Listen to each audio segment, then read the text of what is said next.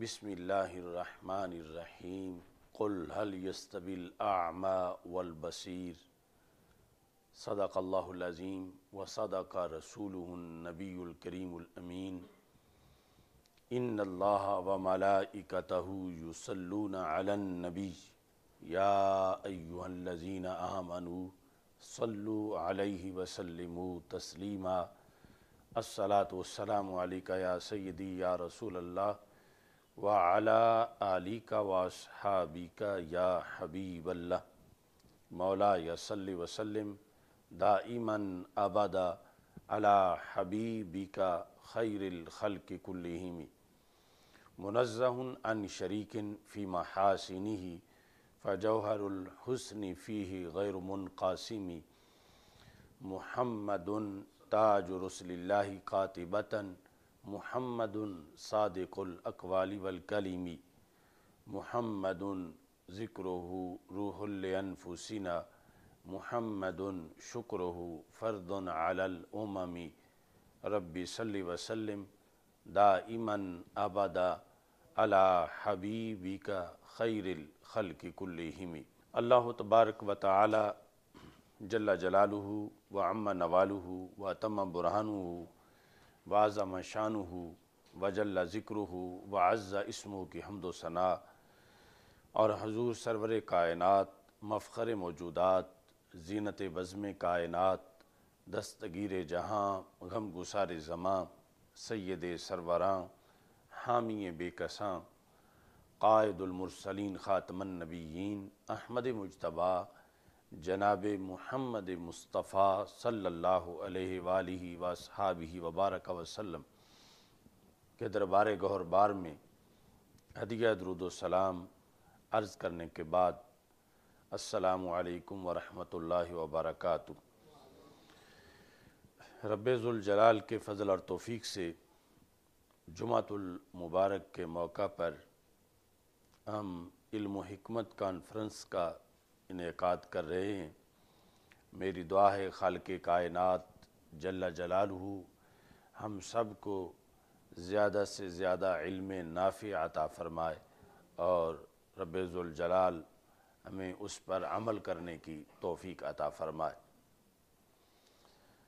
اس امت کے اندر تعلیم و تعلم امت کا سب سے اہم کام ہے۔ تعلیم و تعلم کے ذریعے سے پورا دین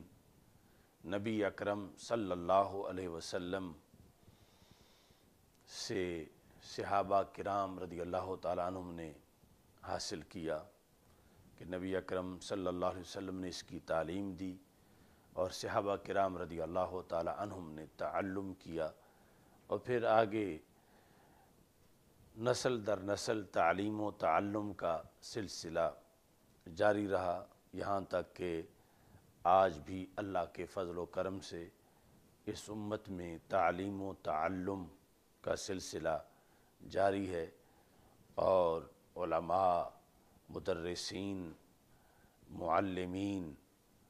اس فریضہ کو ادا کرتے ہوئے دین کی امانت متعلمین تک پہنچا رہے ہیں۔ نبی اکرم نور مجسم شفیع معظم صلی اللہ علیہ وسلم نے علم کے لحاظ سے جو قرآن و سنت کا علم ہے ارشاد فرمایا ان اللہ یرفع بہذا القرآن قوما ویخفض بہ آخرین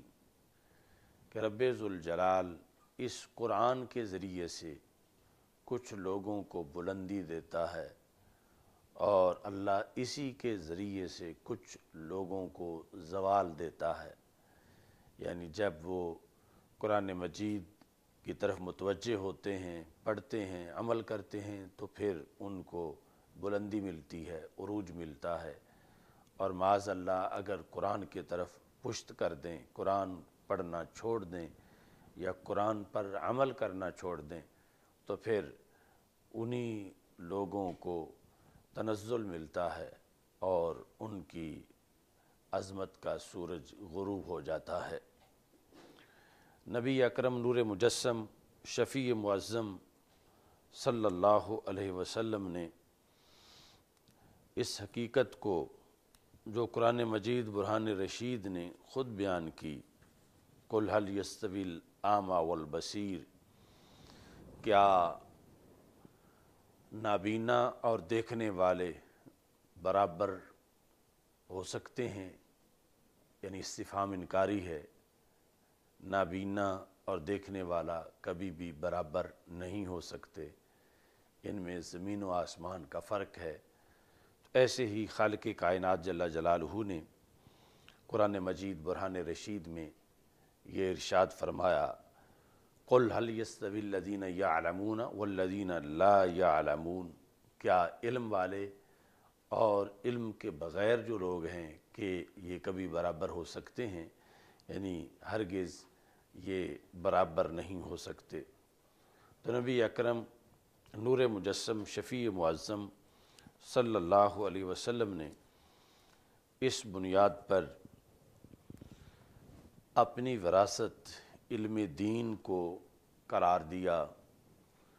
اور جب صحابہ کرام رضی اللہ تعالی عنہم کے دو گروہ دیکھے، ایک گروہ ذکر و فکر میں مصروف تھا اور دوسرا گروہ تعلیم و تعلم میں مصروف تھا، پڑھنے پڑھانے میں مصروف تھا،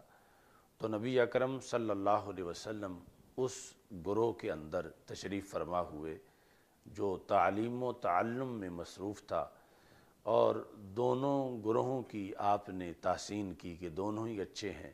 لیکن فرمایا میں نے اپنے بیٹھنے کے لیے یہ جماعت اس لیے پسند کی ہے، انما بعثت معلما، کہ مجھے معلم بنا کر بھیجا گیا ہے، تعلیم دینا یہ میرا منصب ہے، اس واسطے میں ان صحابہ کے پاس بیٹھا ہوں اور ان کی زیادہ حوصلہ افزائی کی ہے کہ جو اس وقت تعلیم دینے کے عمل میں مصروف ہیں۔ نبی اکرم نور مجسم شفیع معظم صلی اللہ علیہ وسلم نے صحابہ کرام رضی اللہ تعالی عنہم کو فرمایا، تسمعون ویسمع منکم ویسمع ممن یسمع منکم، کہ تم جس طرح بڑے شوق سے میری حدیث کو سنتے ہو، زمانہ تمہیں بھی شوق سے سنا کرے گا، اور قیامت تک کے لیے نبی اکرم صلی اللہ علیہ وسلم نے روایت حدیث سے منسلک لوگوں کو اپنا خلفاء قرار دیا۔ معاشرے میں علماء کا ہونا جہاں ضروری ہے، وہاں پر علماء کا صحیح العقیدہ اور صحیح العمل ہونا بھی از حد ضروری ہے۔ حضرت سفیان ثوری یہ کہا کرتے تھے، الاعمال السیئۃ داء، کہ برے کام ایک بیماری ہیں، معاشرے کے اندر جب برے کام کیے جاتے ہیں تو یہ معاشرے کی بیماری ہے، والعلماء دواء، اور علماء اس بیماری کا علاج ہیں، علماء اس کی دوائی ہیں، فَإِذَا فَسَدَ الْعُلَمَاءُ فَمَنْ يَشْفِ الدَّاءَ، اور اگر علماء بھی بیمار ہو جائیں تو پھر کون شفا کا اہتمام کرے گا؟ اس بنیاد پر یعنی معاشرے کے اندر علماء کا ہونا بھی ضروری ہے، اور علماء کا صحیح العقیدہ ہونا اور صحیح العمل ہونا بھی ضروری ہے۔ نبی اکرم نور مجسم شفیع معظم صلی اللہ علیہ وسلم نے جہاں اس بات کی طرف متوجہ کیا کہ تم دین حاصل کرو، وہاں اس کے لحاظ سے شرائط بھی بیان کی کہ مطلقاً علم حاصل کرنا، اگرچہ وہ دین کا علم ہو، اس کے لحاظ سے آپ نے متوجہ کیا کہ تم کس سے دین کا علم حاصل کر رہے ہو، وہ خود کیسا ہے، یعنی محض اس کا عالم ہونا کافی نہیں بلکہ اس کا مستقیم ہونا بھی ضروری ہے۔ حضرت انس بن مالک رضی اللہ تعالی عنہ رسول اکرم صلی اللہ علیہ وسلم سے روایت کرتے ہیں کہ ہمارے آقا صلی اللہ علیہ وسلم نے فرمایا، ان ھذا العلم دین، کہ یہ علم قرآن و سنت کا علم یہ خود دین کا مقام رکھتا ہے۔ ان ھذا العلم دین، علم خود دین ہے۔ فلینظر احدکم ممن یأخذ دینہ، تو پھر تم میں سے کسی ایک کو یہ دیکھنا چاہیے کہ وہ دین کس سے حاصل کر رہا ہے۔ یعنی یہ محض پڑھنا نہیں کہ جیسا بھی کوئی ہے، ہمارا مطلب تو صرف پڑھنے سے ہے، وہ اگرچہ سچا ہے جھوٹا ہے، وہ فاسق ہے فاجر ہے، وہ صحیح العقیدہ ہے یا بد عقیدہ ہے، ایسا نہیں، بلکہ نبی اکرم صلی اللہ علیہ وسلم نے علم دین کا اخذ کرنا، حاصل کرنا، اسے خود ایک دین قرار دیا ہے، اور اس میں فرمایا کہ تمہیں یہ دیکھنا چاہیے کہ تم یہ دین کس سے حاصل کر رہے ہو۔ پھر اس بنیاد پر آگے حضرت عبداللہ بن عمر رضی اللہ تعالی عنہ نے اس کی مزید وضاحت کی، اور حدیث موقوف میں ان سے یہ ماخوذ ہے، اس میں یہ ہے کہ انما ہوا لحموں کا و دموں کا وانظر امن تاخذو، کہ یہ پڑھنا جو ہے یہ بندے کے خون اور گوشت کا حصہ بنتا ہے، یہ انسان کے جسم کا خون اور جسم کا گوشت،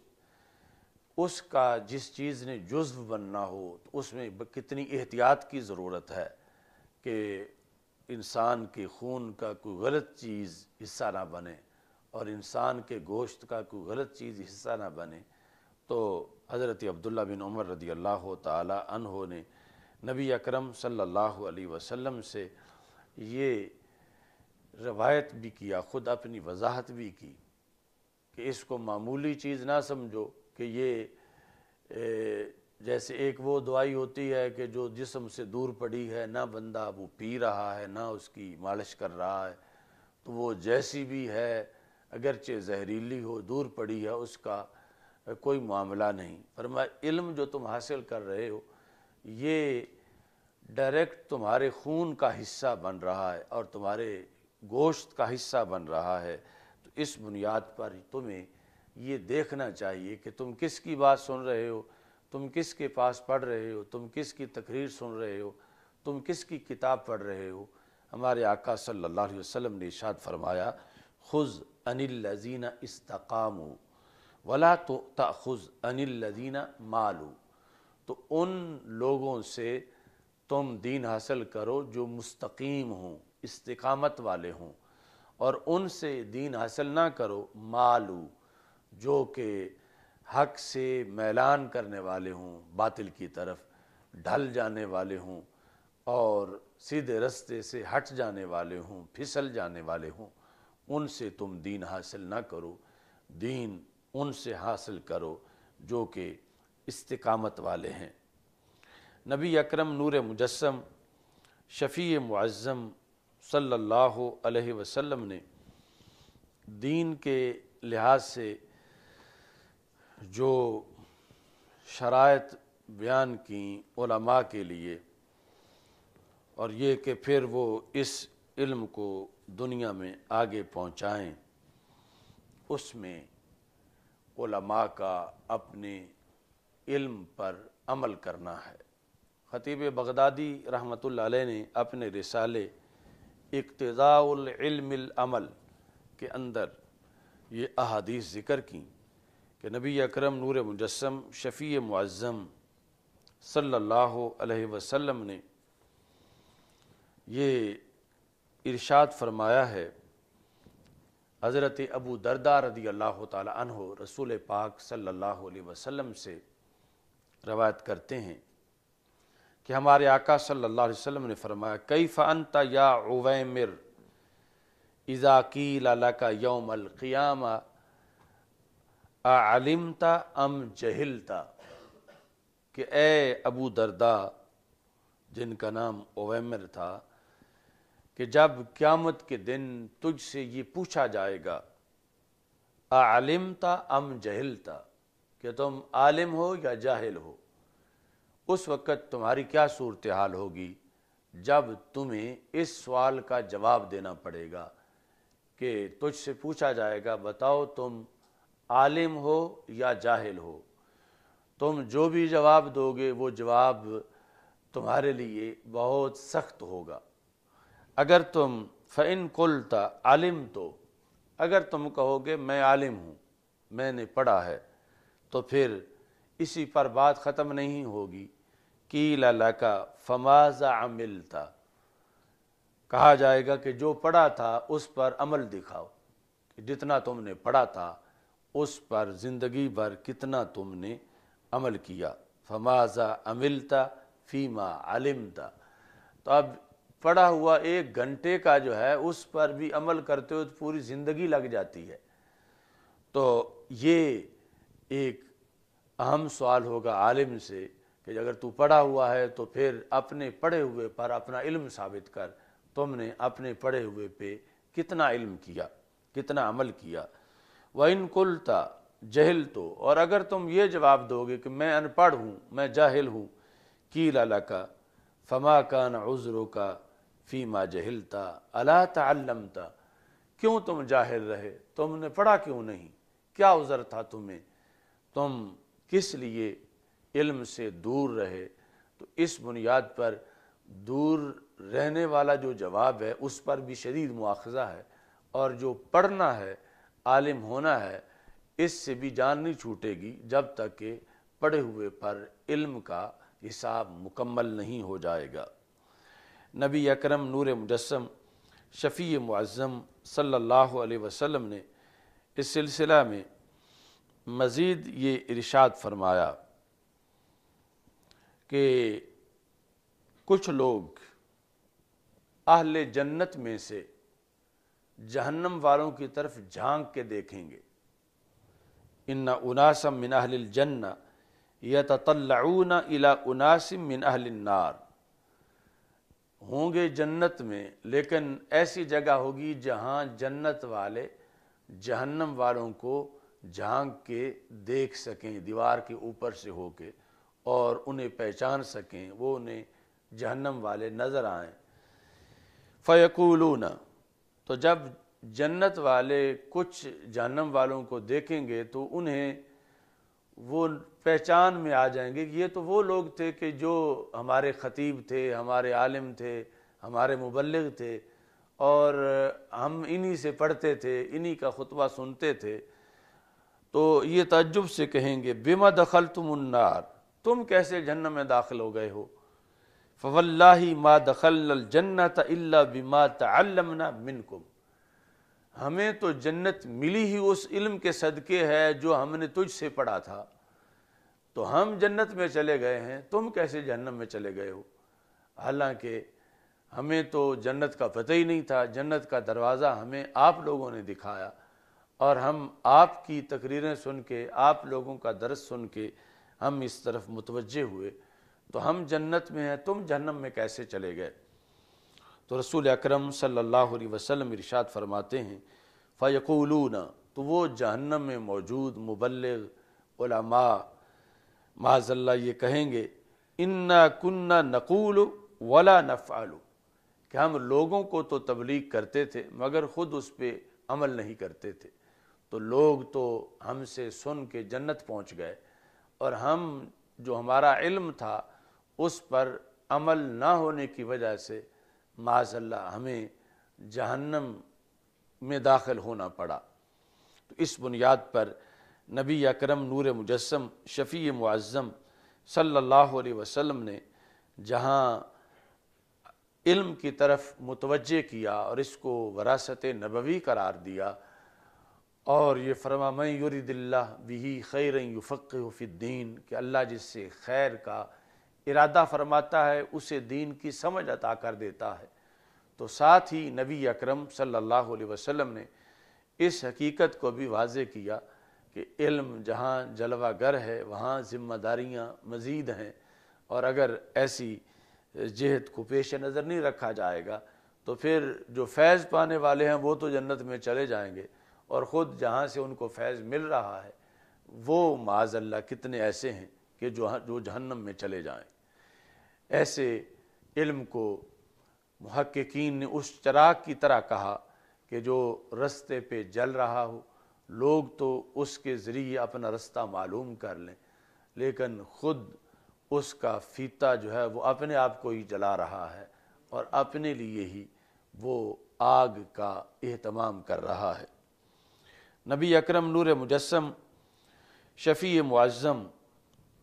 صلی اللہ علیہ وسلم کا یہ فرمان ہے، مثل العالم الذی یعلم الناس الخیر، اس عالم کی مثال جو لوگوں کو خیر کی تعلیم دیتا۔ ایک تو ہے ہی وہ جو شر کا علم پڑھاتا ہے، نقصان کا، عریانی فحاشی کا، بد اعتقادی کا، لیکن جو خیر پڑھاتا ہے لیکن وینسا نفسہ، اور اپنے آپ کو بھول جاتا ہے، لوگوں کو تو تعلیم دیتا ہے اور خود اس پہ عمل نہیں کرتا۔ کمثل السراج یضیء للناس ویحرق نفسہ، یہ اس چراغ کی طرح ہے کہ جو لوگوں کو تو روشنی دیتا ہے مگر اپنے آپ کو جلا رہا ہے۔ یعنی آپ وہ فیتہ جلتا ہے تو تب لوگوں کو روشنی ملتی ہے۔ رسول اکرم نور مجسم شفیع معظم صلی اللہ علیہ وسلم نے علم و حکمت کے حصول کے لحاظ سے جو ترغیب دی اور اس پر عمل کو ضروری سمجھا، تو اس پر پھر آگے ہمارے اکابر نے اس کی وضاحت اور تشریح میں بھی ارشادات فرمائے۔ بہت بڑے صوفی حضرت فضیل بن عیاض رحمہ اللہ تعالی ارشاد فرماتے ہیں، لا یزال العالم جاہلا بما علم حتی یعمل به، ایک بندہ پڑھ کے بھی عالم نہیں بنتا، پڑھ جانے کے باوجود بھی جاہل ہی شمار ہوتا ہے، یہاں تک کہ اپنے پڑھے ہوئے پہ عمل نہ کر لے۔ فَإِذَا عَمِلَ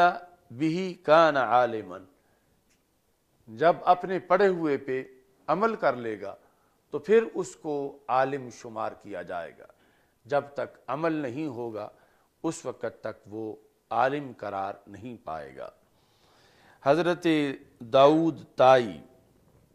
آپ نے یہ ارشاد فرمایا، ارأیت المحارب اذا اراد ان یلقى الحرب الیس یجمع آلتہ، کہ جو بندہ جنگ کرنا چاہتا ہے وہ جنگ کرنے سے پہلے ہتھیار اکٹھے کرتا ہے، اسلحہ اکٹھا کرتا ہے تاکہ میں جنگ میں اس اسلحے کو استعمال کر سکوں۔ تو کہتے ہیں کیا ایسا بھی کوئی مجاہد، کوئی جنگجو تم نے دیکھا ہے کہ ساری زندگی اسلحہ ہی اکٹھا کرتا رہے اور لڑنے کی نوبت ہی نہ آئے یا لڑنے کے عمل میں وہ داخل ہی نہ ہو؟ فَإِذَا أَفْنَى عُمْرَهُ فِي الْآلَةِ فَمَتَىٰ يُحَارِبُ،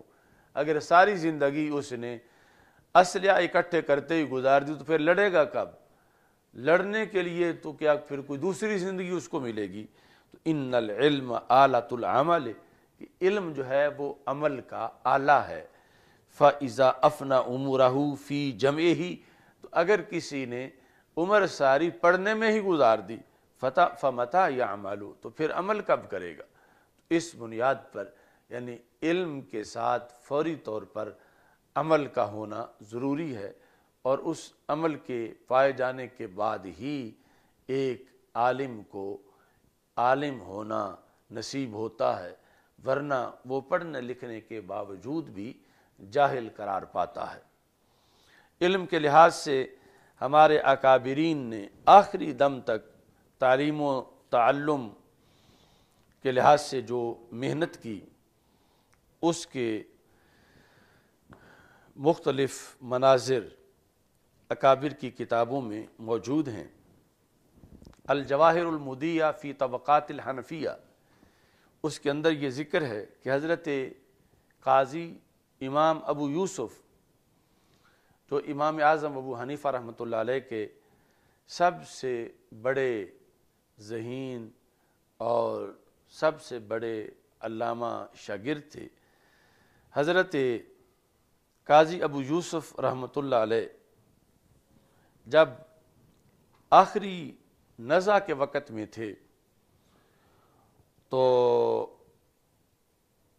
ان کے پاس ابراہیم بن جراح تمیمی موجود تھے، جو کہ قاضی ابو یوسف کے شاگرد بھی تھے اور خدمت کے لیے اپنے استاد صاحب کے پاس آخری لمحات میں موجود تھے۔ اور سب سے آخری جو بات روایت کی گئی امام ابو یوسف رحمۃ اللہ علیہ سے، اس کے راوی بھی یہی امام ابراہیم بن جراح تمیمی ہیں۔ تو کہتے ہیں اتیتہ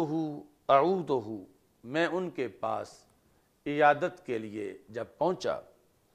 فوجدتہ مغمن علیہ، تو میں نے انہیں دیکھا کہ ان پر بے ہوشی طاری ہے۔ فلما افاقا، تو جب انہیں ہوش آیا اور انہیں پتہ چلا کہ میں ان کے پاس بیٹھا ہوا ہوں، قال علی یا ابراہیم، تو انہوں نے اس وقت ہی میرے ساتھ فقہی مذاکرہ شروع کر دیا، اگرچہ وہ دم نزع میں پہنچے ہوئے تھے۔ ہوش آنے پر انہوں نے مجھے کہا یا ابراہیم ایہما افضل فی رمی الجمار ان یرمیہ الرجل راجلا اور راکبا،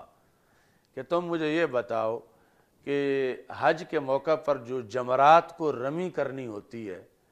شیطانوں کو کنکریاں مارنی ہوتی ہیں، وہ سوار ہو کے کسی سواری پہ مارنا افضل ہے یا پیدل چل کے کنکریاں مارنا افضل ہے؟ یہ انہوں نے مجھ سے اس وقت بھی سوال کیا۔ یعنی ساری زندگی پڑھنے پڑھانے سے وہ سیر نہیں ہوئے تھے، اب بھی انہیں یہی تھا کہ میری روح نکلے تو اسی طرح نکلے کہ میں دین کے تعلیم و تعلم کے سلسلہ میں مشغول ہوں۔ تو کہتے ہیں فقلت راکبا، میں نے جواب دیا کہ سوار ہو کے اگر کنکریاں مارے گا تو یہ افضل ہے۔ فقال اخطأت، تو انہوں نے کہا تم نے غلط بتایا ہے، یعنی یہ صحیح نہیں۔ یعنی پوچھنے کا مقصد یہ نہیں تھا کہ وہ علم حاصل کرنا چاہتے تھے، بلکہ مقصد یہ تھا کہ جاتے ہوئے بھی میں کچھ سکھا جاؤں۔ تو جب انہوں نے جواب دیا کہ راکبہ، سوار ہو کے رمی کرنی چاہیے، فرمایا اخطأت، تم نے غلطی کی ہے۔ کہتے ہیں قلت ماشیہ، تو میں نے پھر فوراً دوسرا پہلو اختیار کیا کہ نہیں پیدل چل کے رمی کرنی چاہیے، یہ افضل ہے۔ قال اخطأت، تو انہوں نے کہا یہ بھی غلط ہے کہ تم نے غلطی کی۔ تو کہتے ہیں کہ میں حیران تھا کہ ایک جواب تو درست ہونا چاہیے، یا پیدل ہو کے رمی کرنا افضل ہونا چاہیے، یہ جواب درست ہونا چاہیے، یا پھر سوار ہو کے رمی کرنے والا عمل افضل ہو، یہ جواب درست ہونا چاہیے۔ میں نے دونوں ہی دیے ہیں اور انہوں نے دونوں جواب میرے مسترد کر دیے ہیں۔ تو اس پر امام ابو یوسف رحمۃ اللہ علیہ نے فرمایا کہ یہاں اصل ایک معیار ہے، اس قاعدے کو سامنے رکھا جائے گا، اس کو سامنے رکھ کے تو پھر تعین کیا جائے گا کہ پیدل چل کے کرنا افضل ہے یا سوار ہو کے رمی کرنا افضل ہے۔ وہ قانون یہ ہے اما ما یوقف عندہ للدعاء، جہاں رمی کر کے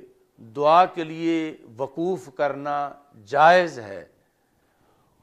فالافضل ان یرمیہ راجلا، تو وہاں تو رمی کرتے وقت پیدل رمی کرنی چاہیے۔ جہاں رمی کرنے کے بعد رمی کر کے فوراً آگے چلنے کا حکم نہیں، بلکہ کھڑے ہو کر دعا مانگنے کا حکم ہے، تو وہاں رمی بھی پیدل کرنا افضل ہے۔ وَأَمَّا مَا كَانَ لَا يُوقَفُ عِنْدَهُ فَالْأَفْضَلُ أَنْ يَرْمِيَهُ رَاكِبًا، اور جہاں رمی کرنے کے بعد وقوف درست نہیں تو پھر افضل یہ ہے کہ رمی بھی حالت سواری میں کی جائے۔ اور وہ قانون ہے کہ ہر وہ رمی جس کے بعد رمی ہو تو وہاں وقوف کیا جاتا ہے، ٹھہرا جاتا ہے، دعا کی جاتی ہے، اور جس رمی کے بعد رمی نہ ہو، مثلا آخری جمرے کو جب مارے گا تو اس کے بعد رمی نہیں ہے تو پھر وہاں کھڑا ہو کے دعا نہیں کرے گا۔ تو انہوں نے پھر یہ بتایا کہ آخری جمرے کو جس وقت مثال کے طور پر اس نے رمی کرنی ہے تو اب وہاں کھڑے ہونا جائز نہیں، تو اب رمی کرنا بھی پیدل چل کے افضل نہیں، اگرچہ جائز تو ہے، لیکن جہاں پہ رمی کے بعد رمی ہے اور وہاں وقوف ہے تو پھر وہاں پیدل چل کے رمی کرنا بھی افضل ہے۔ تو ادھر موت کی تلخیاں ہیں اور دنیا سے جانے کا وقت ہے، اور پھر بھی امام ابو یوسف رحمہ اللہ تعالی ایک دینی مسئلہ کے اندر اپنی طرف سے روشنی امت کو عطا فرما رہے تھے۔ اکابر کی ان محنتوں کو پیش نظر رکھتے ہوئے خطیب بغدادی اس وقت، یعنی خطیب بھی اس طرح کے ہوتے تھے کہ خطیب بغدادی کہتے ہیں کہ میں نے پوری صحیح بخاری دونوں جلدیں صرف 3 نشستوں میں مکمل کر دی، یعنی دونوں جلدیں صرف 3 نشستوں کے اندر، چونکہ بخاری شریف کے 30 پارے ہیں تو 3 نشستوں کے اندر میں نے ختم کی۔ اور اس کا طریقہ کیا تھا؟ کہتے ہیں کہ 2 راتوں میں 2 راتیں لگیں اور ان میں اسنان منہا فی لیلتین، 2 نشستیں راتوں میں تھیں۔ کنت ابتدئ بالقراءۃ وقت صلاۃ المغرب واقطعها عند صلاۃ الفجر، کہ میں نماز مغرب کے بعد پڑھنا شروع کرتا تھا اور نماز فجر کے وقت جا کے بریک لگاتا تھا، یعنی درمیان میں عشاء کی نماز پڑھ کے پھر پڑھتا رہتا تھا۔ تو 2 راتیں اور ساتھ تیسرا دن، اس طرح 3 نشستوں میں نے پوری بخاری شریف جو ہے وہ مکمل کی۔ علم اور اس کی محبت میں حضرت عبداللہ بن مبارک اکثر لوگوں سے ملاقات نہیں کرتے تھے اور تنہائی میں بیٹھے رہتے تھے۔ جب لوگوں سے ملاقات نہیں کرتے تھے تو بالآخر آپ سے یہ پوچھا گیا الا تستوحشوا، کیا تم یہ علیحدہ اندر بیٹھ کے وحشت محسوس نہیں کرتے، اجنبیت محسوس نہیں کرتے؟ الا تستوحشوا، کیا تم تنگ نہیں آ گئے اکیلے بیٹھ کے؟ تو آپ نے فرمایا کیف استوحش، میں کیسے وحشت محسوس کروں، وَأَنَا مَعَ النَّبِيِّ وَأَصْحَابِهِ، کہ میں جو وقت گزارتا ہوں تمہارے نزدیک تو میں تنہائی میں ہوں، لیکن میں تو رسول اکرم صلی اللہ علیہ وسلم اور صحابہ رضی اللہ تعالیٰ عنہ کے ساتھ وقت گزارتا ہوں۔ تو عبداللہ بن مبارک جو ہیں یہ کوئی صحابی یا تابعی نہیں ہیں، کافی بعد کے ہیں۔ تو مطلب یہ ہے کہ کتاب کا جو مطالعہ ہے، قرآن و سنت کا جو مطالعہ ہے، وہ جب گہرائی کے ساتھ کیا جاتا ہے تو پھر بندہ دربار رسالت سے دور نہیں ہوتا، بلکہ دربار رسالت کے بالکل قریب ہوتا ہے۔ اسی لیے ہی امام بخاری رحمۃ اللہ علیہ آپ نے جس وقت مسلسل پڑھایا، اور یہاں تک کہ محمد بن ابی حاتم جو امام بخاری کے شاگرد بھی ہیں اور ان کے پرسنل سیکرٹری بھی تھے، وہ روایت کرتے ہیں، سیر اعلام نبلاء کے اندر اس کا تذکرہ موجود ہے کہ کافی وقت گزر گیا، امام بخاری اپنے شاگرد کو لکھاتے رہے، تو جس وقت آپ نے محسوس کیا کہ یہ لکھ کے تھک گیا ہوگا تو آپ نے اپنا نظریہ بیان کیا، تبلیغ دین کے اندر جو نظریہ ہے، اور یہ نظریہ صرف اہل سنت و جماعت ہی بیان کر سکتے ہیں۔ نظریہ کیا تھا؟ آپ نے فرمایا طب نفسا، کہ تم خوش رہو، ان اہل الملاہی فی ملاہیہم والتجار فی تجاراتہم واہل الصناعات فی صناعاتہم وانت مع النبی واصحابہ صلی اللہ علیہ وسلم، کہ اے محمد بن ابی حاتم تم خوش رہو، کتنے تم خوش نصیب ہو، اس وقت گپیں لگانے والے گپیں لگا رہے ہیں، تاجر تجارت میں مصروف ہیں، صنعت کار صنعت کاری میں مصروف ہیں، وَأَنْتَ مَعَ النَّبِيِّ وَأَصْحَابِهِ، اور تمہارا وقت اللہ کے رسول صلی اللہ علیہ وسلم اور صحابہ کے ساتھ گزر رہا ہے۔ یعنی امام بخاری رحمۃ اللہ علیہ کے نظریے میں اگرچہ بندہ مدینہ منورہ سے دور بیٹھ کے حدیث پڑھ رہا ہے، لیکن اس کا یہ عقیدہ ہونا چاہیے کہ وہ دربار رسالت میں حاضر ہے، نبی اکرم صلی اللہ علیہ وسلم کے سامنے موجود ہے، اور صحابہ کی مجلس میں گویا کہ وہ موجود ہے، اور رسول پاک صلی اللہ علیہ وسلم نظر عنایت فرما رہے ہیں۔ تو اس بنیاد پر یعنی یہ تعلیم و تعلم کا جو سارا سفر ہے یہ اتنا خوشبوؤں سے بھرپور اور مالا مال ہے کہ اس میں اس عقیدے پر انسان کو رہنا چاہیے کہ وہ دربار رسالت صلی اللہ علیہ وسلم میں حاضر ہے اور نبی اکرم صلی اللہ علیہ وسلم کی نگاہ عنایت کے نیچے ہے۔ امام آجری نے اپنی کتاب فرض و طلب العلم کے اندر یہ ذکر کیا، حضرت مجاہد سے روایت ہے جو کہ حضرت عبداللہ بن عباس رضی اللہ تعالی عنہما کے شاگرد ہیں، جیسے کہ وہ عبداللہ بن عمر رضی اللہ تعالیٰ عنہ کے بھی شاگرد ہیں۔ کہتے ہیں کہ حضرت عبداللہ بن عباس رضی اللہ تعالیٰ عنہ کے اصحاب مسجد میں بیٹھے تھے، جن میں حضرت طاؤس بھی تھے، حضرت سعید بن جبیر تھے، حضرت اکرمہ تھے۔ یہ سارے ہی اپنے عہد کے پھر بڑے بڑے امام قرار پائے، یعنی تابعین کے اندر ان سب کا بڑا بلند مرتبہ تھا۔ اپنے استاد حضرت عبداللہ بن عباس رضی اللہ تعالی عنہ سے جب یہ پڑھتے تھے تو یہ مسجد میں بیٹھے تھے اور حضرت عبداللہ بن عباس رضی اللہ تعالی عنہ نماز پڑھ رہے تھے۔ اذ وقف علینا رجل، اتنے میں ایک بندہ مسئلہ پوچھنے آ گیا۔ ابن عباس نماز میں مصروف تھے اور اصحاب ابن عباس وہ بھی کیونکہ کافی پڑھے لکھے تھے، تو سائل نے آ کے مسئلہ پوچھا۔ اس نے کہا حل میں مفتن، کیا تم میں سے کوئی مفتی صاحب ہیں؟ فقلنا سل، تو ہم چونکہ کافی پڑھ چکے تھے ہم نے کہا تم سوال کرو، کیا تم پوچھنا چاہتے ہو؟ فقال انی کلما بلتو تابعہ الماء الدافق، کہ میں جب بھی پیشاب کرتا ہوں تو پیشاب کے بعد مجھے یہ شکایت ہوتی ہے کہ ٹپکنے والا پانی پیشاب کے بعد مجھے آتا ہے۔ پھر اس نے ساتھ وضاحت بھی کی یکون منہ الولد، یعنی جس پانی جو سے انسان کی تخلیق ہوتی ہے وہ منی کا پانی مجھے پیشاب کرنے کے بعد آتا ہے۔ تو اب مجھ پہ کیا غسل فرض ہے یا وضو ہی مجھے کفایت کر جائے گا؟ قلنا علیک الغسل، تو ہم جو ابن عباس رضی اللہ تعالی عنہ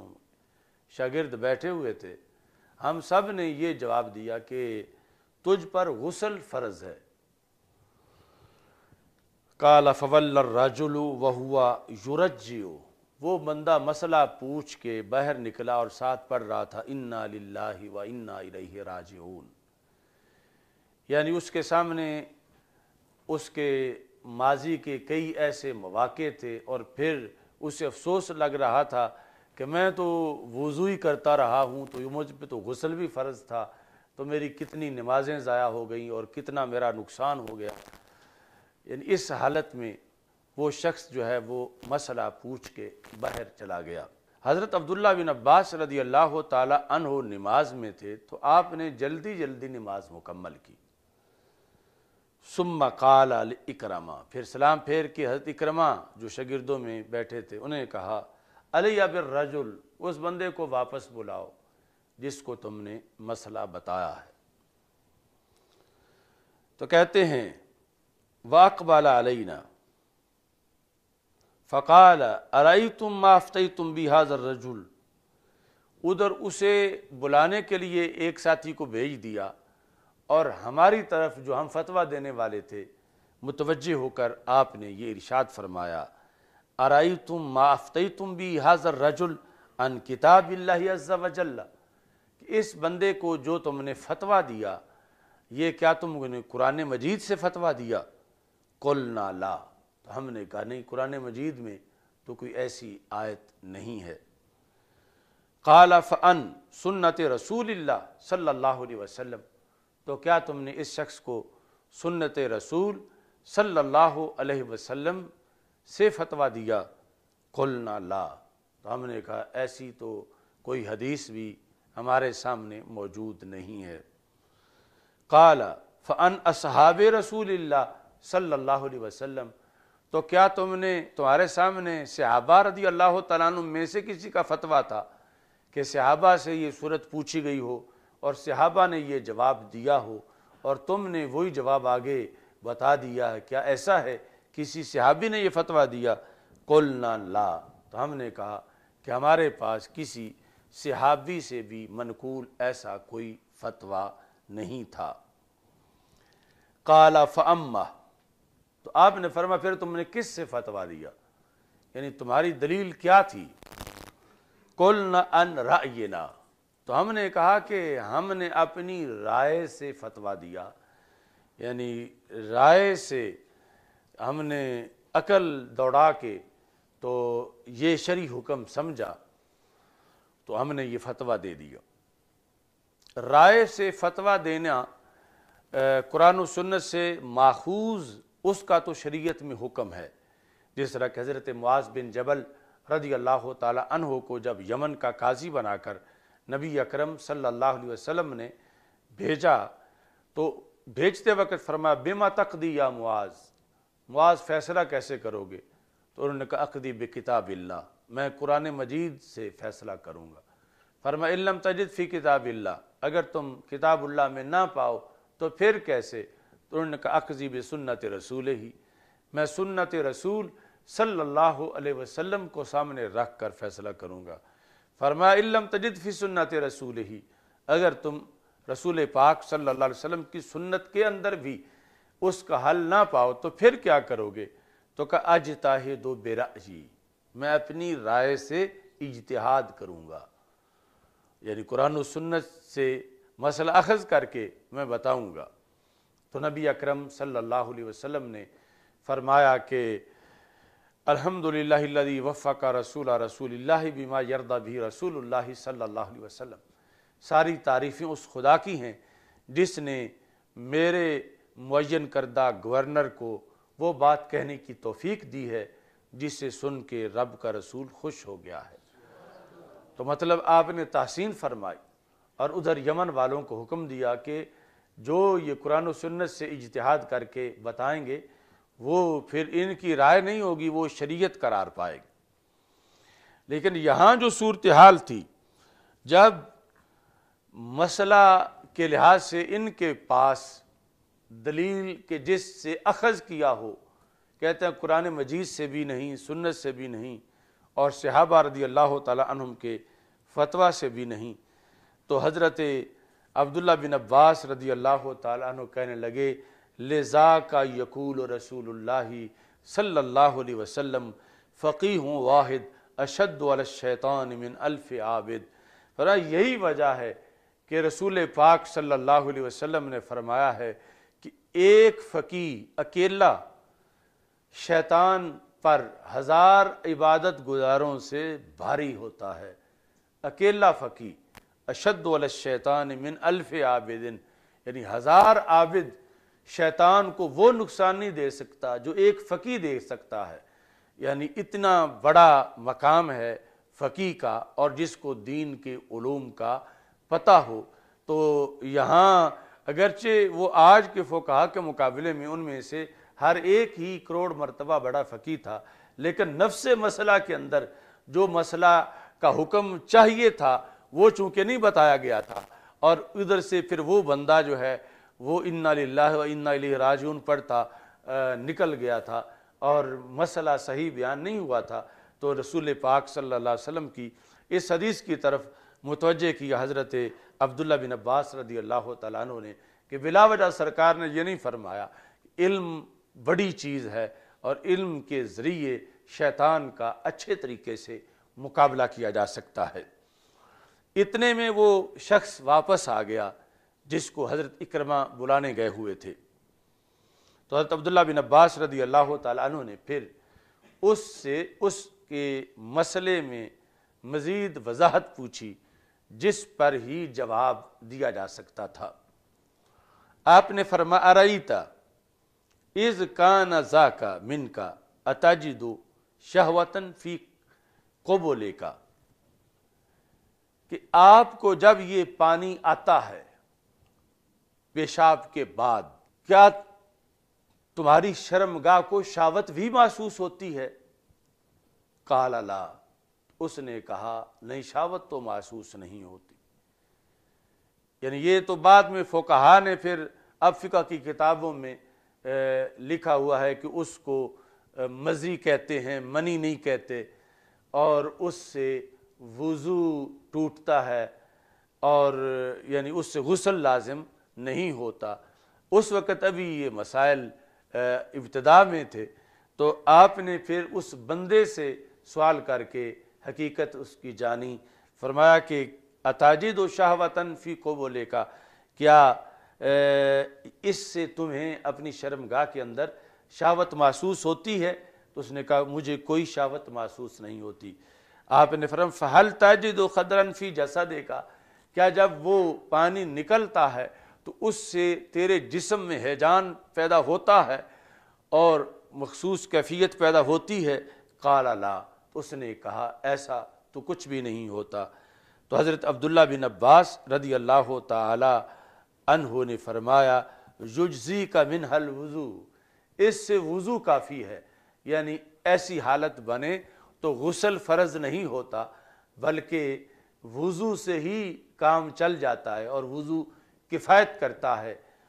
اس کی وجہ سے غسل فرض نہیں ہوتا۔ ایسی صورتوں میں جو بھی تم نے نماز پڑھی وہ صحیح ہوئی کہ اس وقت غسل فرض ہی نہیں تھا، وضو ہی لازم تھا اور وہ وضو تم نے مکمل کر لیا۔ تو اس طرح یعنی اس چیز کو واضح کیا حضرت عبداللہ بن عباس رضی اللہ تعالی عنہ نے کہ قیامت تک امت میں سوال و جواب کا یہ سلسلہ جاری رہے گا، اور اس کے اندر مسئلے کی حد تک پہنچنا کتنا ضروری ہے اور سائل کی کیفیت کو جاننا، اور پھر سائل پر لازم ہے کہ وہ اس میں جھجک محسوس نہ کرے بلکہ اپنی حقیقی صورتحال جو ہے وہ واضح کرے، اور اس پر ہی پھر آگے فتویٰ مرتب ہو سکتا ہے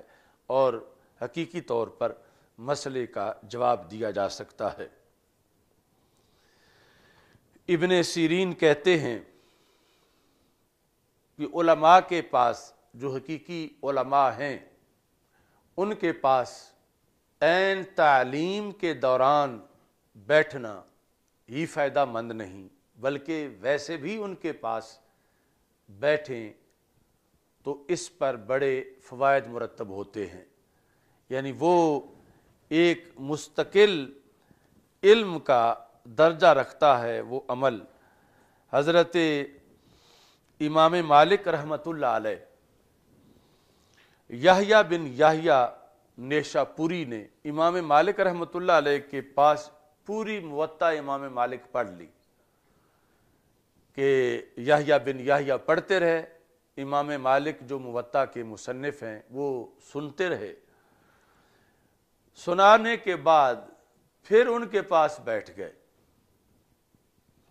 تو آپ نے فرمایا لماذا انت جالس،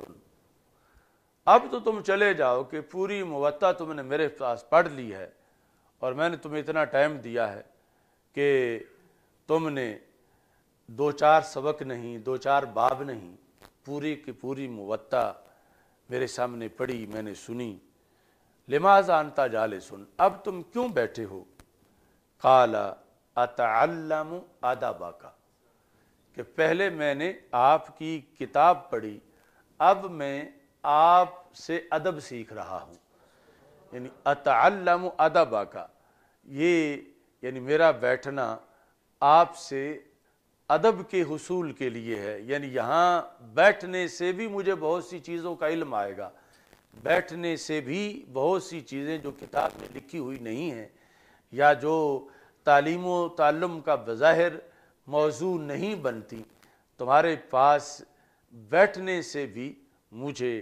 وہ حاصل ہوں گی۔ آج یعنی جدید دور کے اندر بھی اس چیز کو محسوس کیا جاتا ہے، ویسے تو نیٹ پر آن لائن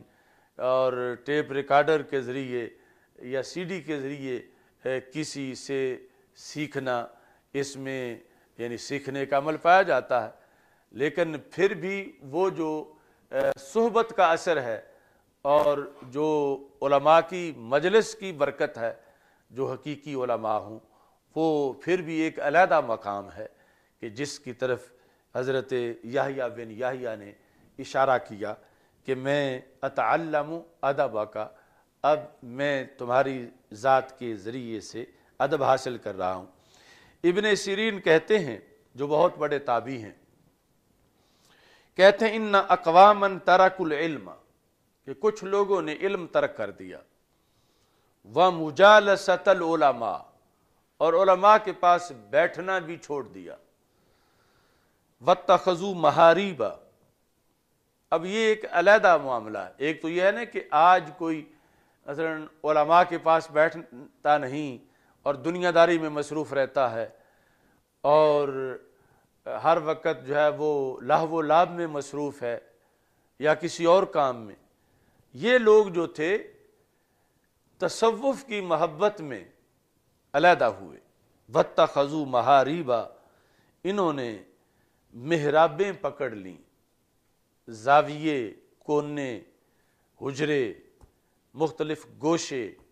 تکیے اپنے بنا لیے، فصلوا، تو وہاں نمازیں پڑھیں، وصاموا، اور روزے رکھے، اتنے کہ ابن سیرین کہتے ہیں یہاں تک کہ ان کے جسموں پر چمڑے ہڈیوں کے اوپر خشک ہو گئے، یعنی اتنی کسر نفسی کی، اس قدر مشقت کی، اتنا مجاہدہ کیا، لیکن علماء کے پاس نہ بیٹھنے کی وجہ سے خالفوا السنت، سنت کی مخالفت کر بیٹھے۔ یعنی جو عبادت ہے مقبول تب ہوتی ہے جب سنت کے مطابق ہو، یعنی مطلقاً قیام کرنا، مطلقاً رکوع کرنا، اگر اس میں سنت رسول صلی اللہ علیہ وسلم کو پیش نظر نہ رکھا جائے تو وہ اللہ کے دربار میں مقبول نہیں۔ مثلاً کوئی 2 فجر کی سنتوں کے مقابلے میں کہے میں 20 سنتیں پڑھ لیتا ہوں تو اللہ زیادہ راضی ہوگا، تو اب اللہ تعالیٰ ناراض ہو جائے گا کہ 2 پر تو رسول پاک صلی اللہ علیہ وسلم کے اسوہ حسنہ کی مہر لگی ہوئی ہے اور 20 پر مہر نہیں لگی ہوئی۔ تو اس طرح یعنی ان لوگوں میں دنیا کی محبت کی اپوزیشن کے اندر یہ جذبہ تھا کہ ہم نے عبادت کرنی ہے، مگر عبادت کے اندر وہ خالف السنت، سنت کی انہوں نے مخالفت کی، تو ابن سیرین کہتے ہیں فہلکوا، وہ ہلاک ہو گئے، اس واسطے کہ ان کی عبادت کو علم کی رہنمائی میسر نہیں رہی تھی۔ تو اس بنیاد پر اگرچہ کوئی دنیا کی محبت کی وجہ سے علماء کو چھوڑ رہا ہو یا اس طرح کے چلوں کی وجہ سے علماء کو چھوڑ رہا ہو، جو صحیح العقیدہ اور صحیح العمل علماء ہیں، جب ان سے دوری اختیار کی جائے گی تو پھر اس میں فساد ہی فساد ہوگا، خواہ وہ فساد کی صورتحال کوئی بھی ہو، چونکہ حقیقی طور پر اللہ کے ہاں جس چیز کی مقبولیت ہے اس کی اطلاع قرآن و سنت میں موجود ہے، اور قرآن و سنت کی اطلاع پھر جو ظاہری طور پر ایک نظام ہے وہ پڑھنے پڑھانے سے ہی حاصل ہو سکتی ہے، اور پڑھنے پڑھانے کے ساتھ ہی آگے یہ سلسلہ ہمیشہ امت میں جاری و ساری رہا ہے۔ تو اس وقت بھی امت کے اندر یہ سلسلہ موجود ہے، اور ہمارے آقا صلی اللہ علیہ وسلم نے فرمایا قیامت تک ایک جماعت حق پر موجود رہے گی، لا یضرہم من خالفہم، ان کے مخالف ان کو نقصان نہیں دے سکیں گے، یعنی نقصان نہیں دے سکیں گے مطلب یہ ہے کہ ان کی دلیل کو ڈیمیج نہیں کر سکیں گے، اگرچہ وہ ظاہری طور پر مالی نقصان پا لیں، جانی نقصان پا لیں، زخمی ہو جائیں، بند ہو جائیں، لیکن ان کی دلیل کبھی بھی مرجو نہیں ہوگی، مغلوب نہیں ہوگی، ان کی حجت اور برہان ہمیشہ راجے رہے گی یہاں تک کہ قیامت آ جائے گی۔ تو اہل سنت و جماعت اللہ تعالیٰ کے فضل و کرم سے آج بھی اس علم کے علمبردار ہیں، اور اسی کے لحاظ سے ہماری بھی یہ کوشش ہے،